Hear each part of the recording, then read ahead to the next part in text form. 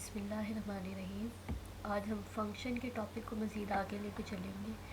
आपने नोट किया होगा कि फ़ंक्शन हमेशा वेरिएबल फॉर्म में होता है, X square plus 2x plus 1, जैसे कि यहाँ पे एक एग्जांपल लिखी हुई है 1/x, यानी वेरिएबल फॉर्म में आ रहा होता है। तो वेरिएबल फॉर्म में आपके पास फंक्शन गिवन होता है। अगर हमसे कहा जाए कि कुछ पॉइंट्स स्पेसिफिक दे दिए जाए और कहा जाए कि इन पे फंक्शनल वैल्यूज़ फाइंड आउट करें, जैसे यहाँ लिखा हुआ है f(1) फाइंड आउट करें, f(0), f(-1), एक उन्होंने आपको जनरल डेफिनेशन दे दी X square plus 2x plus 1, और डिफरेंट पॉइंट्स पे हमने इसकी फंक्शनल वैल्यूज़ फाइंड आउट करें। तो आज के टॉपिक में हम यही करेंगे कि फ़ंक्शन की वैल्यूज़ फाइंड आउट करेंगे डिफरेंट पॉइंट्स पे जो हमें गिवन होंगे कि इन पॉइंट्स पे आपने वैल्यूज़ फाइंड आउट करनी है। तो सबसे पहले वो कह रहे हैं f(x) equals to x square plus 2x plus 1, find f(1), f(0), f(-1), f(1/2) and f(0.6). इन सब पे आपने फंक्शन की वैल्यूज़ बता दी है। तो आपने सिंपल क्या करना है कि x की जगह वो वैल्यू पुट कर देनी है। जैसे फॉर एग्जांपल आपसे कहा जा रहा है f(1) फाइंड आउट करें,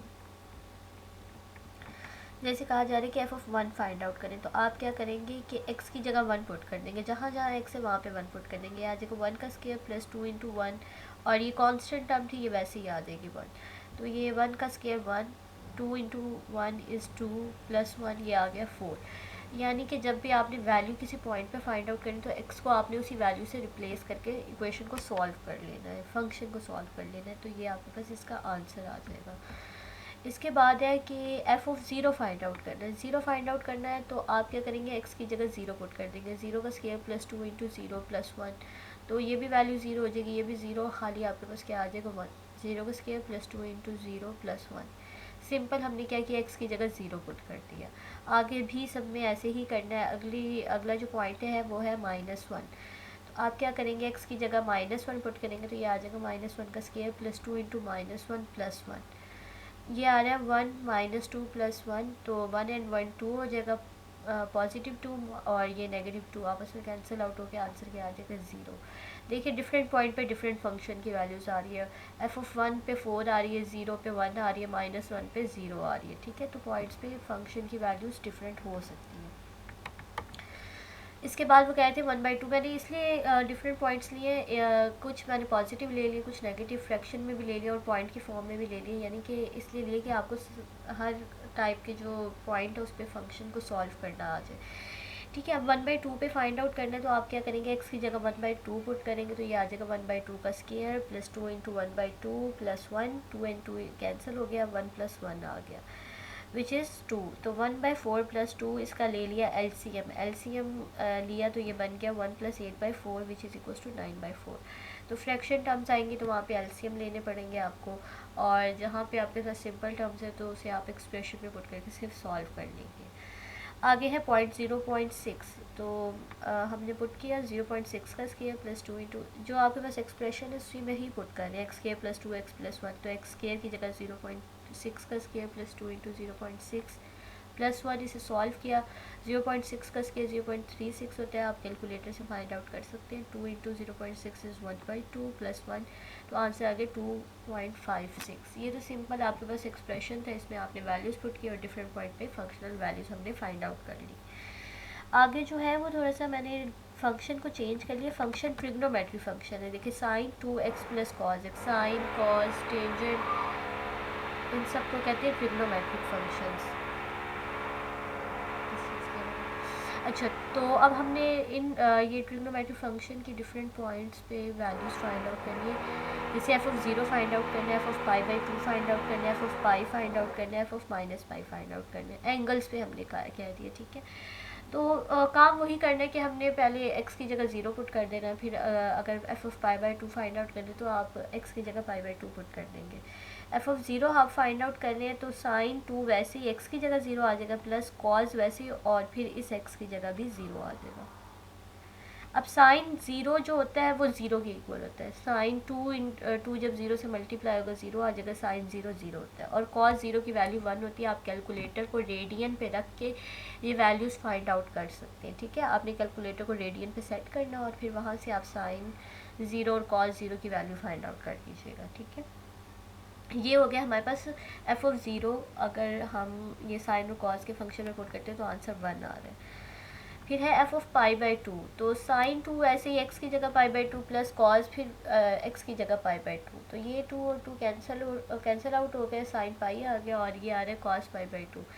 साइन पाई जो होता है वो ज़ीरो होता है और कॉस पाई बाई टू की भी वैल्यू क्या होती है, ज़ीरो होती है। कैलकुलेटर से आप चेक कर सकते हैं। तो f of pi by two is equals to zero.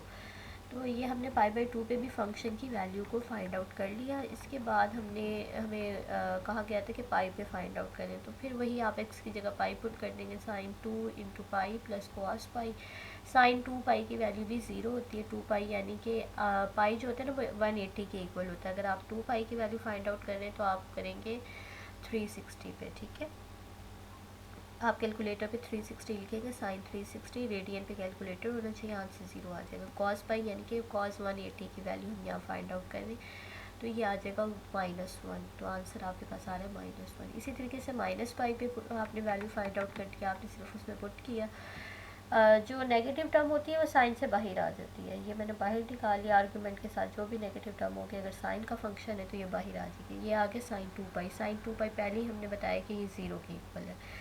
और कॉस के साथ जो नेगेटिव टर्म होती है वो ख़त्म हो जाती है, यानी कॉस के आर्गूमेंट टर्म के साथ अगर नेगेटिव आ रहा है तो वो पॉजिटिव हो जाएगा। तो कॉस पाई क्या आ जाएगा -1, ये पहले भी हम बता चुके, तो इसका भी आंसर आ रहा है आपके पास -1। ठीक हो गया। ये हमने क्या किया कि एक्स की जगह वैल्यूज़ पुट करके फ़ंक्शन का हमने देख लिया कि फ़ंक्शन उन पॉइंट्स पे कैसे बिहेव कर रहा है। तो ये फंक्शनल वैल्यूज़ हमने डिफरेंट पॉइंट पे फाइंड आउट करने के लिए दो एग्जाम्पल्स मैंने यहाँ पे बता दी है, ठीक है। ये बहुत सिंपल सा था, जहाँ पे एक्स है वहाँ पे वैल्यूज़ लिख देनी और उसको सॉल्व कर लेना। अब इसके बाद जो हमारा टॉपिक नया स्टार्ट कर रहे हैं वो है लिमिट ऑफ द फंक्शन। किसी फंक्शन की लिमिट से क्या मुराद है और हम कैसे फाइंड आउट करते हैं ये देख लेते हैं। अब एक फ़ंक्शन है जो कि डिफ़ाइन है किसी ओपन इंटरवल में, जैसे हमने कल इंटरवल्स की बात की थी। इंटरवल पे हमने फ़ंक्शन को डिफ़ाइन कर दिया, एक इंटरवल है जिस पे फ़ंक्शन की वैल्यूज़ डिफ़ाइन है। हमने लिमिट फाइंड आउट करनी किसी पॉइंट x नॉट पे। अब जो x नॉट है इस पे फ़ंक्शन डिफ़ाइन हो भी सकता है और नहीं भी हो सकता, ठीक है। दोबारा रिपीट करते हैं, x नॉट ऐसा पॉइंट है जिस पे फ़ंक्शन डिफ़ाइन हो भी सकता है और नहीं भी हो सकता। जैसे 1/x है, अगर आप 1/x फंक्शन को देखें, ये डिफ़ाइन है हर पॉइंट पे सिवाय ज़ीरो के, तो आप इसकी डिफरेंट पॉइंट पे लिमिट फाइंड आउट कर सकते हैं। फॉर एग्जांपल मैं कहती हूँ 1/x की लिमिट फाइंड आउट करें 2 पे, तो फाइंड आउट की जा सकती है और ये उस पर डिफ़ाइन भी है। अगर मैं कहती हूँ कि इसकी लिमिट फाइंड आउट करें ज़ीरो पे आप लिमिट फाइंड आउट कर सकते हैं लेकिन फंक्शन उस पर डिफ़ाइन नहीं है।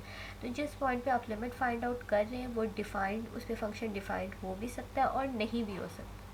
एक बात, ठीक है। अगर हमने कह दिया कि चले हमारे पास x नॉट एक पॉइंट है जिस पे फंक्शन डिफाइंड भी हो सकता है और नहीं भी हो सकता है, पॉसिबिलिटीज़ दो टाइप की हैं यहाँ पे। तो अब करना क्या हमने, हम क्या करेंगे कि x को उस लिमिट के पास लेके जाएंगे जिस पे हमने फंक्शन की लिमिट फाइंड आउट करी, जो पॉइंट हमें गिवन होगा। जैसे जैसे x मूव करेगा उस पॉइंट के पास, जैसे x नॉट के पास मूव करेगा, तो फंक्शन हमने देखना है किस पॉइंट पे मूव कर रहा है, किस नंबर को अप्रोच कर रहा है, तो वो फंक्शन की क्या बन जाएगी, लिमिट। दोबारा रिपीट कर देती हूँ, आप क्या करेंगे कि x को क्लोज करेंगे x नॉट के, यानी कि आप x को करीब करते जाएंगे x नॉट के। जैसे x नॉट के करीब होता जाएगा, आपने देखना है फंक्शन किस पॉइंट के करीब हो रहा है, ठीक है। फंक्शनल वैल्यू किस पॉइंट के करीब हो रही है। फंक्शन अगर किसी पॉइंट l के करीब हो रहा है तो हम कहेंगे l is the limit of the function, ठीक है। तो यहाँ पे आप क्या करेंगे, आप x को मूव करवाएंगे किसी पॉइंट के पास, करीब लेके जाएंगे, सफिशेंटली क्लोज कर देंगे, तो उसके रिज़ल्ट में जो फंक्शन है अगर वो किसी पॉइंट के क्लोज हो रहा है तो वो पॉइंट उसका क्या होगा, लिमिट पॉइंट होगा, लिमिट होगी वो उसकी, ठीक है। तो हम असल में देखना क्या चाह रहे हैं, हम देखना चाह रहे हैं कि जहाँ पे हम लिमिट फाइंड आउट करें किसी पॉइंट पे, तो हम देखना चाह रहे हैं उस पॉइंट पे फंक्शन का इर्द गिर्द का बिहेवियर क्या है, फंक्शन उसके इर्द गिर्द कैसे बिहेव कर रहा है, हमने यही देखना है, ठीक है। जैसे जैसे हम x को x नॉट के करीब कर रहे हैं तो f ऑफ x किस पॉइंट के करीब होता जा रहा है, तो ये हमारे पास वो पॉइंट क्या बनेगा, उस फंक्शन की लिमिट बन जाएगा। अब इसे सॉल्व कैसे करना है ये बात की बात है, पहले हमने सिर्फ ये देखा कि लिमिट का मतलब क्या है। लिमिट में हम क्या करते हैं कि जो पॉइंट्स हैं उनको एक्स को किसी पॉइंट के करीब करते हैं, रिज़ल्ट में हम देखते हैं कि फ़ंक्शन किस पॉइंट के करीब हो रहा है। अगर वो किसी पॉइंट के करीब हो रहा है तो वो पॉइंट उसकी लिमिट होगी। अगर वो किसी पॉइंट के करीब नहीं हो रहा तो इसका मतलब उस फंक्शन की लिमिट एग्जिस्ट ही नहीं करती, ठीक हो गया। तो यहाँ पे मैंने ना ये यहाँ लिखा हुआ है कि एफ ऑफ एक्स जो है वो एल को अप्रोच कर रहा हो जब एक्स एक्स नॉट को अप्रोच कर रहा हो, तो एल क्या होगी, एफ ऑफ एक्स की लिमिट होगी। तो यहाँ पे सिर्फ हम फंक्शन का बिहेवियर चेक कर रहे हैं कि जब एक्स एक्स नॉट पे अप्रोच करता है, सफिशेंटली क्लोज होता जाता है, डिस्टेंस कम होता जाता है उनका आपस में, तो एफ ऑफ एक्स किस पॉइंट के करीब हो रहा है और किस पॉइंट से उसका डिस्टेंस कम हो रहा है, वो पॉइंट जो होगा वो उस फंक्शन की लिमिट होगी। आगे देखिए इसकी एग्जांपल मैंने एक सॉल्व की है, ये है X square minus one divided by x minus one, और लिमिट हमने फाइंड आउट करनी है वन पे इसकी। ठीक है, एक्स वन पे हमने इस फंक्शन की लिमिट फाइंड आउट करनी है, यानी कि एक्स को वन के करीब करना है और फिर देखना है कि फंक्शन किस वैल्यू के करीब जा रहा है। अब यहाँ पे देखिए अगर हम ये x की वैल्यू इस फंक्शन में पुट करें, ये बनता है वन का square minus one over one minus one, ये बन रही है zero over zero form, denominator में भी ज़ीरो आ रहा है, तो ये आपके पास बन जाती है अनडिफाइंड फॉर्म, यानी कि फंक्शन जो है वो x इक्वल्स टू वन पे डिफाइंड ही नहीं है। मैंने जब हमने ये स्टार्ट किया लिमिट का टॉपिक, मैंने आपसे ये बात की है कि जिस पॉइंट पे हम लिमिट फाइंड आउट कर रहे हैं हो सकता है फंक्शन उस पर डिफाइन ही ना हो, तो फंक्शन इस वैल्यू पे डिफाइन नहीं है, लेकिन हम इसकी लिमिट फाइंड आउट कर सकते हैं। देखते हैं कैसे फाइंड आउट करनी है। जब भी आपके पास फंक्शन फ्रैक्शन फॉर्म में होगा, आपने इसको करना है सिंप्लीफाई करना है। सिंप्लीफाई करना कैसे करना है, आपने इसकी सिंपलेस्ट फॉर्म बनानी है। अगर कुछ कैंसिल आउट हो रहा है तो कैंसिल आउट करके इसकी सिंपल फॉर्म बना लें, क्योंकि अगर हम डायरेक्ट वन पुट करेंगे तो ये अनडिफाइन होगा। पहले हम इसकी सिंपल सी फॉर्म बनाएंगे, फिर उसमें हम ये वैल्यू पुट करेंगे, तो हमारे पास क्या आ जाएगी, at x equals to one पे उसकी लिमिट हम फाइंड आउट कर सकते हैं। तो अब देखिए ये है X square minus one divided by X minus one. एक आपने फार्मूला किया होगा A square minus B square equals to A minus B और ए प्लस बी। ठीक है, अगर दो वैल्यू का स्केयर हो रहा है नेगेटिव टर्म के साथ, तो आप उन टर्म्स को ए माइनस बी और ए प्लस बी की फॉर्म में लिख सकते हैं। तो यहाँ पे है x square minus one, x square और वन का स्केयर, तो मैं इसे लिख सकती हूँ x minus one into x plus one, बिल्कुल लिखा जा सकता है क्योंकि ये फार्मूला हम यहाँ पे यूज़ कर रहे हैं। अब क्या है कि एक्स माइनस वन वाली टर्म नीचे वाले एक्स माइनस वन से होगी कैंसल आउट, बाकी आपके पास बचा एक्स प्लस वन। अब इस एक्स की जगह वन पुट करते हैं, तो ये आ गया one plus one equals to two. देखिए अगर हम डायरेक्ट पुट कर रहे थे तो फंक्शन अनडिफाइंड बन रहा था, क्योंकि function x equals to one पे डिफाइंड नहीं है, अनडिफाइंड। ठीक है, हमने इसको थोड़ा सा सिंप्लीफाई करके जब इसमें पॉइंट पुट किया तो आंसर आ रहा है टू। इसका मतलब है जैसे जैसे x वन को अप्रोच करेगा, एफ ऑफ एक्स किसको अप्रोच करेगा, टू को अप्रोच करेगा, तो एफ ऑफ एक्स की limit at x equals to one क्या हो गई, टू हो गई। ठीक है, हमने क्या किया कि वैसे डायरेक्ट पुट करते तो अनडिफाइंड फॉर्म बनती थी, हमने इसको थोड़ा सा सिंप्लीफाई किया। सिंप्लीफाई करने के लिए हमने एक फार्मूले की हेल्प ली है यहाँ पे। फिर हमने उसमें वो लिमिट जो x इक्वल्स टू वन थी वो पुट की। पुट करने के बाद जो आपके पास आंसर आ रहा है वो आ रहा है टू। इसका मतलब है जब x वन को अप्रोच करेगा तो एफ ऑफ एक्स किसको अप्रोच करेगा, टू को अप्रोच करेगा। हालांकि यहाँ पे फंक्शन डिफाइंड नहीं था, लेकिन फिर भी वो अप्रोच कर रहा है। वो बता रहे हैं कि ये फंक्शन का क्या बिहेवियर है जब x वन को अप्रोच कर रहा होता है। ठीक हो गया, तो ये हमारे पास इसकी एग्ज़ाम्पल है। इसके बाद कुछ रिज़ल्ट्स हैं जो हमारी ऑब्जर्वेशंस हैं, ये यहाँ पे मैंने नोट की फॉर्म में लिख दी, इस पे आती हैं। अगर फंक्शन हो आइडेंटिटी फंक्शन, आइडेंटिटी फंक्शन क्या होता है कि फंक्शन को आप नंबर दे रहे हैं वही नंबर वापस आ रहा है, आप वन दे रहे हैं वन आ रहा है, टू दे रहे हैं टू आ रहा है, तो मतलब वो चेंज नहीं कर रहा उसे। अब यहाँ पे यही फंक्शन की डेफिनेशन है f of x equals to x. ये मैंने पहले भी आपको ये एग्जांपल इसकी करवाई हुई है कि ये आइडेंटिटी फंक्शन होता है, इसमें आप जो नंबर देंगे वही वापस आ जाएगा। अगर फंक्शन आइडेंटिटी हो और आपने किसी पॉइंट पे उसकी लिमिट फाइंड आउट करी, तो वो आपने डायरेक्ट वो पॉइंट उसमें पुट कर देना, तो ये एक्स नॉट आ जाएगा। जैसे यहाँ पे लिखा हुआ limit x approaches to x not f of x किसके इक्वल है, एक्स के इक्वल। अगले स्टेप में मैंने वहाँ पे एक्स पुट कर दिया। एक्स अप्रोच कर रहा है एक्स नॉट को, तो आपने एक्स नॉट एक्स की जगह पुट कर दिया, ये इसकी जगह पुट करेंगे, ये आपके पास आंसर आ जाएगा। यानी जब भी आइडेंटिटी फंक्शन होगा किसी पॉइंट पे आप अगर उसकी लिमिट फाइंड आउट करिए तो वही पॉइंट उसकी लिमिट बनेगा। आगे मैंने एग्जांपल्स की हुई है, यहाँ पे 3-4 ऐसी की हुई है। Limit x approaches to one x, identity function है एक्स, तो एक्स की जगह आपने वन पुट कर देना, ये वन आ गया। Limit x approaches to two, और फंक्शन क्या है, वही एक्स आइडेंटिटी फंक्शन है, तो यहाँ पे डायरेक्ट आपने टू पुट कर देना। Limit x approaches to zero, ये एक्स है, डायरेक्ट यहाँ पे ज़ीरो पुट कर देना। यानी जब आइडेंटिटी फंक्शन हो और किसी पॉइंट पे आप लिमिट फाइंड आउट करें तो वही पॉइंट उसका आंसर बनता है। देखिए 1, 2 और 0 पे फाइंड आउट कर रहे थे, आइडेंटिटी फंक्शन होने की वजह से आंसर आपके पास 1, 2 और 0 ही आ रहा है। ठीक है, तो आइडेंटिटी फंक्शन में जिस पॉइंट पे आप वैल्यू फाइंड आउट करें वही पॉइंट उसकी लिमिट बन जाएगा। दूसरी ऑब्जर्वेशन ये है कि अगर आपके पास फंक्शन कांस्टेंट हो, कांस्टेंट यानी कि 2, 3, 4 नंबर्स की फॉर्म में कांस्टेंट आ रहा हो, तो उसकी लिमिट वही कांस्टेंट दोबारा आते हैं, क्योंकि हम x पे लिमिट फाइंड आउट करते हैं। अब यहाँ पे x की टर्म है ही नहीं, आपके पास फंक्शन कांस्टेंट है, तो कांस्टेंट पे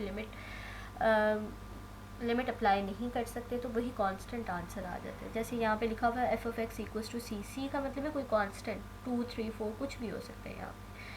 तो ये कांस्टेंट है, इस पे आपने लिमिट फाइंड आउट करें, चाहे जिस मर्जी वैल्यू पे आप लिमिट फाइंड आउट करें, यही कांस्टेंट आंसर में आ जाएगा। देख लेते हैं, limit x approaches to x0 f(x) की जगह अब हमने क्या पुट कर दिया c, क्योंकि हम c पे लिमिट फाइंड आउट करें। अब यहाँ पे वो कह रहे हैं x अप्रोचेस टू x0, यहाँ पे x की कोई वैल्यू ही नहीं है, it is a constant term, तो ये लिमिट ख़त्म हो जाएगी, c ही आपके पास आंसर में आ जाएगा। ठीक है, तो नीचे मैंने कुछ एग्जाम्पल्स की हुई हैं। लिमिट x अप्रोचेस टू 0, 0 को अप्रोच कर रहा है लेकिन x यहाँ पे है ही नहीं, तो यहाँ पे आंसर सिर्फ क्या आ जाएगा, 2 आ जाएगा।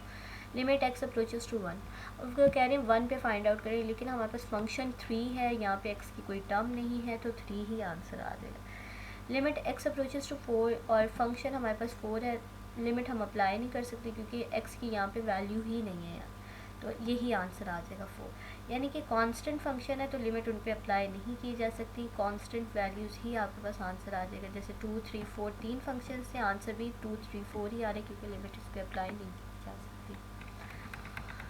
हाँ, अगर ये होता है ना 2x, ये 2 ना होता, ये होता 2x, तो फिर आप x की जगह पुट कर देते 0, तो 2 × 0 0 हो जाता, लेकिन यहाँ पे x नहीं है तो आपके पास ये कांस्टेंट ही आंसर आ जाएगा।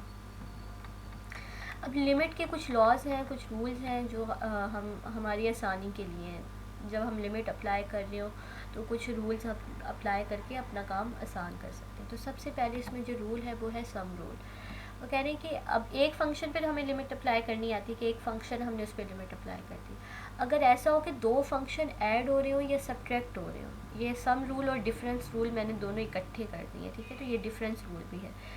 अगर दो फंक्शन ऐड हो रहे हो या सब्ट्रैक्ट हो रहे हो और आपने उनकी फाइंड आउट करनी हो लिमिट, तो आप क्या करेंगे, दोनों पे अलग अलग लिमिट अप्लाई कर देंगे। पहले फंक्शन पे अलग अप्लाई कर देंगे, प्लस माइनस को वैसे रहने देंगे, और फिर दूसरे फंक्शन पे अलग अप्लाई कर देंगे। तो लिमिट जो है वो सम और डिफरेंस में अलग अलग अप्लाई की जा सकती है। देखिए, अगर हमें ये कहा जाता है कि इन दोनों के ऐड करने के बाद लिमिट अप्लाई करते हैं तो वो थोड़ा सा मुश्किल हो जाता है। हम क्या करते हैं कि हर फंक्शन पे अलग अलग लिमिट अप्लाई कर देंगे, जितने भी ऐड हो रहे हैं, यहाँ पे 2 हैं, 3 भी हो सकते हैं, 4 भी हो सकते हैं, तो आप हर एक पे अलग अलग लिमिट अप्लाई कर देंगे, हर एक की लिमिट आ जाएगी, आखिरी में ऐड या सब्ट्रैक्ट कर देंगे उन्हें। ठीक है, तो जब भी दो फंक्शन ऐड हो रहे हो या सब्ट्रैक्ट हो रहे हो, आपने लिमिट फाइंड आउट करनी हो तो आप दोनों पे अलग अलग लिमिट अप्लाई कर सकते हैं। दूसरा जो यहाँ पे रूल है वो है कि कांस्टेंट मल्टीप्लाई हो रहा हो, कोई फंक्शन है उसके साथ कोई कांस्टेंट मल्टीप्लाई हो रहा है, जैसे कि आपके पास फंक्शन है x², उसके साथ 2 मल्टीप्लाई हो रहा है, यानी कि फंक्शन हो 2x², तो तब हम लिमिट कैसे अप्लाई करेंगे। तो यहाँ पे जनरल बात की गई है, let k be a constant, f(x) be a function, function के साथ ये कांस्टेंट हो रहा है मल्टीप्लाई, ठीक है, फंक्शन के साथ ये कांस्टेंट मल्टीप्लाई हो रहा है, तो लिमिट अब आपने इसकी फाइंड आउट करनी, तो आप क्या करेंगे, इस कांस्टेंट को बाहर ले आएंगे, लिमिट सिर्फ फंक्शन की फाइंड आउट करेंगे। जैसे मैंने अभी आपसे कहा था कि 2x² पे आप लिमिट फाइंड आउट करें, तो 2 आप बाहर निकालेंगे, आप सिर्फ x² की लिमिट फाइंड आउट करेंगे। ठीक है, तो कांस्टेंट पे लिमिट अप्लाई नहीं होती, इसलिए कांस्टेंट को हम बाहर निकाल लेंगे। फिर इसके बाद है प्रोडक्ट रूल। अगर दो फंक्शन मल्टीप्लाई हो रहे हैं तब क्या करेंगे, तब भी हम अलग अलग लिमिट अप्लाई कर सकते हैं। जैसे ये दो फंक्शन f(x) और g(x) मल्टीप्लाई हो रहे हैं, तो पहले फंक्शन की अलग लिमिट और फिर मल्टीप्लिकेशन दूसरे फंक्शन की अलग लिमिट। जैसे यहाँ लिखा हुआ limit x approaches to x0 f(x) और limit x approaches to x0 g(x). इसी तरीके से वो कह रहे हैं कि अगले रूल में ये है क्वोशंट रूल। क्वोशंट रूल में अगर दो फंक्शन डिवाइड हो रहे हैं, f(x) डिवाइडेड बाई g(x), फिर क्या करना है, तो आप दोनों की अलग अलग लिमिट अप्लाई कर सकते हैं। f(x) की अलग लिमिट अप्लाई कर दें, g(x) की अलग, यानी डिवीजन में अलग अलग आप लिमिट को अप्लाई कर सकते हैं।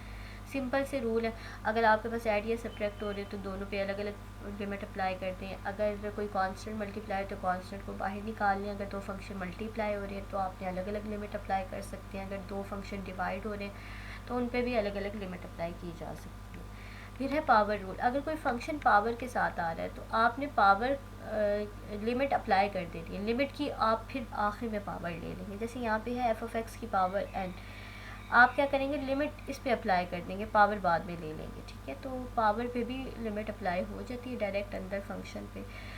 तो अब ये हम ऐसा करते हैं कि ये सारे ना रूल्स जो है ना इससे रिलेटेड एक दो एग्जाम्पल्स कर लेते हैं ताकि हमें क्लियर हो जाए। तो यहाँ पे हमने 4-5 रूल्स इसके किए हैं। पहले ये है सब एंड डिफरेंस, यानी अगर दो फंक्शन ऐड या सब्ट्रैक्ट हो रहे हैं तो अलग अलग लिमिट अप्लाई की जा सकती है। फिर हमने किया है कि अगर कोई कांस्टेंट मल्टीप्लाई हो रहा हो फंक्शन के साथ तो कांस्टेंट बाहर निकाल के आप फंक्शन की लिमिट फाइंड आउट कर लेंगे। तीसरा हमने ये किया है कि अगर दो फंक्शन मल्टीप्लाई हो रहे हैं फिर आप उन पर भी अलग अलग लिमिट अप्लाई कर सकते हैं। इसी तरीके से है कोशेंट रूल। कोशेंट यानी कि दो फंक्शन अगर डिवाइड हो रहे हैं तो उन पर भी अलग अलग लिमिट अप्लाई की जा सकती है। फिर है पावर रूल, यानी अगर कोई फंक्शन की पावर है तो आपने पावर के अंदर ही लिमिट अप्लाई कर देनी है। तो ये हमारे पास रूल्स हैं, इससे हमारा काम क्या हो जाएगा, आसान हो जाएगा। तो अब आगे चलते हैं। हमारे पास फंक्शन है, पहली एग्जांपल है लिमिट एक्स अप्रोचेस टू 1, 1 को अप्रोच करिए। फंक्शन है x cube plus 4x² minus 3। तीन आपके पास फंक्शन है, एक है एक्स क्यूब, दूसरा है एक्स स्क्वायर, तीसरा है 3। तो तीनों पे अलग अलग लिमिट अप्लाई करते थे, पहले पे अलग, दूसरे पे अलग और ये तीसरे पे अलग। जब पहले पे अप्लाई करेंगे तो ये एक्स क्यूब को अप्रोच करें तो एक्स की जगह आपने सॉरी एक्स 1 को अप्रोच करें तो 1 की जगह एक्स क्यूब की जगह आपने 1 पुट कर देना, ये आ जाएगा 1 का क्यूब। अब देखिए यहाँ पे हो रहा है कांस्टेंट मल्टीप्लाई, एक्स के साथ हो रहा है कांस्टेंट मल्टीप्लाई, तो ये कांस्टेंट आ गया बाहर और लिमिट अप्लाई होगी एक्स स्क्वायर पे। तो एक्स स्क्वायर की जगह भी मैंने 1 पुट कर दिया, तो ये आ गया 4 1 का स्क्वायर। और हमने ऑब्जर्वेशंस पे हमने ये नोट किया था कि जो कांस्टेंट वैल्यू होती है उस पर लिमिट अप्लाई नहीं की जा सकती, तो 3 वैसे का वैसे आ गया। तो यहाँ पे देखिए ये दो हमने रूल अप्लाई किया कि अगर ऐड हो रहे हैं या सब्ट्रैक्ट हो रहे हैं तो तीनों पे अलग अलग अप्लाई कर दिया। पहले में कोई भी कांस्टेंट मल्टीप्लाई नहीं होता तो डायरेक्ट लिमिट अप्लाई करती। दूसरे फंक्शन में देखिए ये कांस्टेंट मल्टीप्लाई होता तो कांस्टेंट बाहर आ गया और हमने एक्स स्क्वायर पे लिमिट अप्लाई कर दी। तीसरी ऑब्जर्वेशन थी कि कांस्टेंट वैल्यू पे लिमिट अप्लाई नहीं होती तो कांस्टेंट वैल्यू वैसे की वैसे आ गई। इसे सॉल्व किया, 1 का क्यूब इज़ 1, 4 1 का स्क्वायर 4 हो गया, ठीक है, माइनस 3 आंसर 2 आ गया। क्लियर हो गया। तो ये हमारे पास आ गया अगर ये रूल अप्लाई कर दिए एडिशन और कांस्टेंट मल्टीप्लिकेशन के। फिर इसके बाद है एक्स अप्रोचेस टू -2 और फंक्शन क्या है, √4x² माइनस 3। आपको पता होगा कि ये जो अंडर रूट होता है ये होता है 1/2 के इक्वल, पावर 1/2 होती है इसकी। तो हमने अभी ये पावर रूल में किया था कि अगर पावर आपके पास आ रही हो तो आपने लिमिट को अंदर अप्लाई कर सकते हैं। तो मैंने ये स्क्वायर रूट के अंदर ही लिमिट अप्लाई करती, limit x approaches to -2 4x² minus 3। अब क्या होगा, इस पे अलग अप्लाई होगी और -3 पे अलग अप्लाई होगी। जब 4x² पे अप्लाई होगी, 4 इज़ अ कॉन्स्टेंट, अब वो बाहर आ जाएगी, बाकी x² की जगह आप पुट कर देंगे -2 का स्क्वायर। और -3 पे लिमिट अप्लाई नहीं हो सकती क्योंकि 3 जो है वो कांस्टेंट टर्म है तो वो वैसे की वैसे आ जाएगी। ये आ गया -2 का square 4, 4 × 4 16, 16 minus 3 is 13 under root आ गया। ये आंसर आ गया आपके पास। तो बस हमने ये रूल्स अप्लाई करने और डिफरेंट लिमिट्स पे हमने उसके रूल्स अप्लाई कर देने। जैसे अगर एडिशन हो रही है तो अलग अलग अप्लाई कर देना, पावर आ रही है तो पावर के अंदर आप फंक्शन और लिमिट को अप्लाई कर सकते हैं। तो इससे काम ज़रा आसान हो जाएगा हमारे पास। अब हमारे पास एक्सरसाइज के कुछ क्वेश्चंस हैं, वो मैं आपको बाद में बता दूँगी। इस लेक्चर से रिलेटेड अगर कुछ समझ ना आया हो तो हम लाइव सेशन में इसको डिस्कस कर लेंगे, आप इसे अच्छे से सुन लीजिएगा। और अब फ़िलहाल यहाँ पे मैं लेक्चर एंड करती हूँ, ठीक है, बाकी फिर लाइव सेशन में डिस्कशन हो जाएगी।